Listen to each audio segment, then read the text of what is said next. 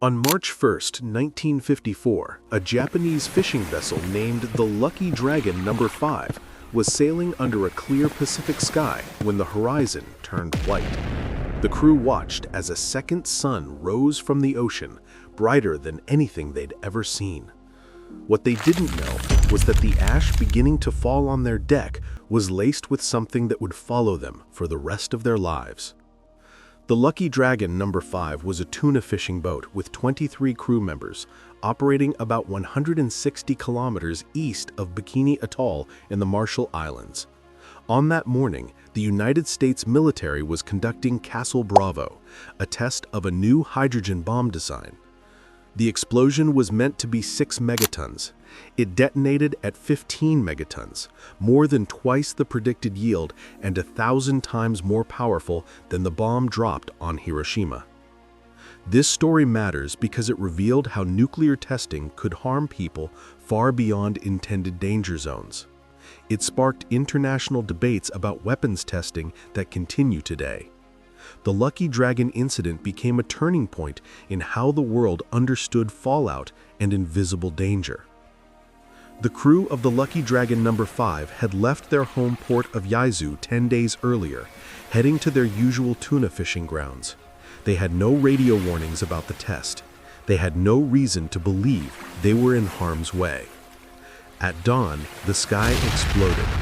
According to crew member Oishi Matashichi, who later wrote a memoir about the experience, the flash was so bright that it felt like heat on their faces, even from that distance. 7 minutes later, the sound arrived, a roar that shook the wooden deck beneath their feet. Then came the snow. White flakes began drifting down from the cloudless sky, settling on the boat, on the fishing nets, on the crew's hair and clothes. The men had never seen anything like it. Some touched it, some tasted it. It felt gritty, like sand mixed with powder. The fall continued for several hours as the boat turned toward home. Within hours, the crew began feeling ill. Nausea came first, then headaches and burning sensations on their skin. They radioed ahead, but received no clear instructions.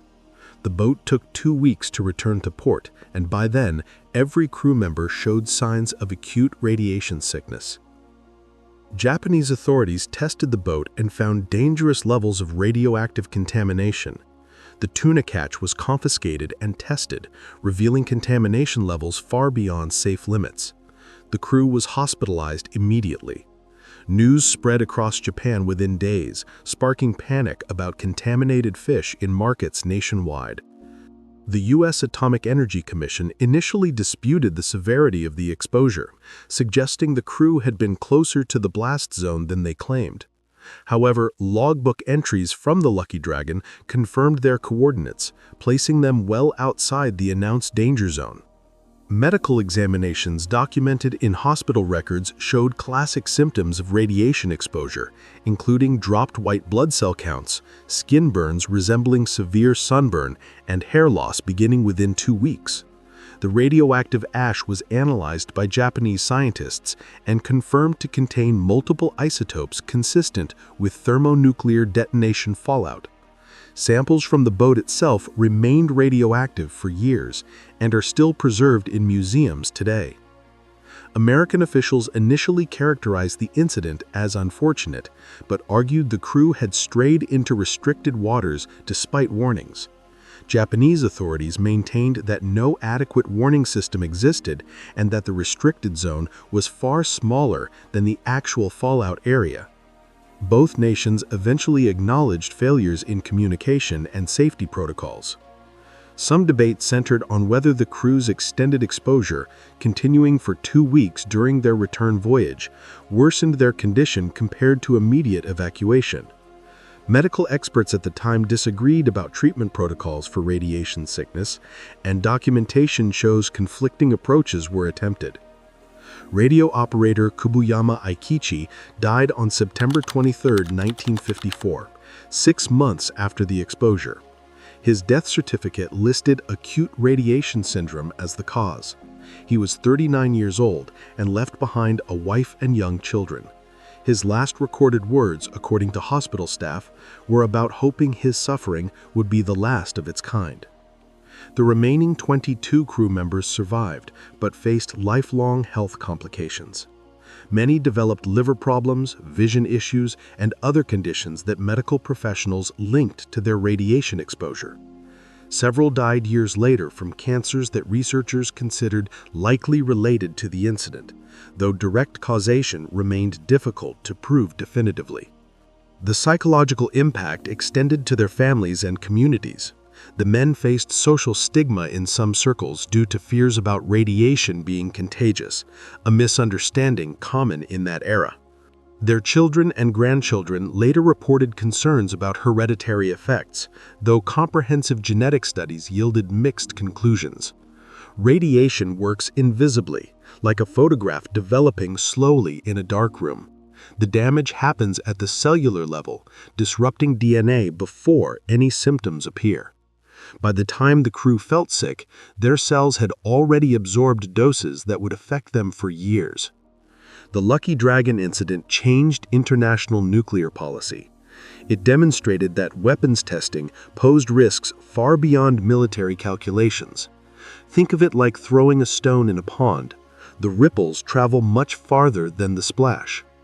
Within 2 years, Japan launched a massive anti-nuclear testing movement that collected over 30 million signatures. This case helped establish the principle that nations conducting dangerous tests bear responsibility for unintended harm to civilians. It contributed to the eventual Limited Test Ban Treaty of 1963, which moved nuclear testing underground. We know the Lucky Dragon sailed into fallout from a bomb test that exceeded predictions by 9 megatons. We know 23 men were exposed, 1 died, and all suffered. What remains debated is the full scope of responsibility and whether adequate warnings were possible given the technology of 1954. The boat itself still exists, preserved as a memorial in Tokyo, its hull still faintly radioactive 70 years later. The Lucky Dragon No. 5 is now a museum exhibit maintained by the Tokyo Metropolitan Government. It serves as an educational site visited by thousands of students annually. The surviving crew members and their families continue to receive medical monitoring and compensation through Japanese government programs. Researchers continue studying the long-term genetic effects on descendants of those exposed, though conclusive findings remain elusive.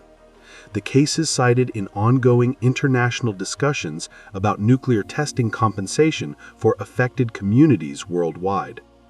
The Lucky Dragon's story is a reminder that some dangers announce themselves only after they've already done their work. If you found this story compelling, watch our next video on the island where they tested disease weapons to explore another chapter in the complex history of Cold War testing programs. This script is based on declassified documents, medical records, and archived testimony available through the Daigo Fukuruya Maru Exhibition Hall and International Nuclear History databases. Information continues to be declassified, and we update our research as new sources become available.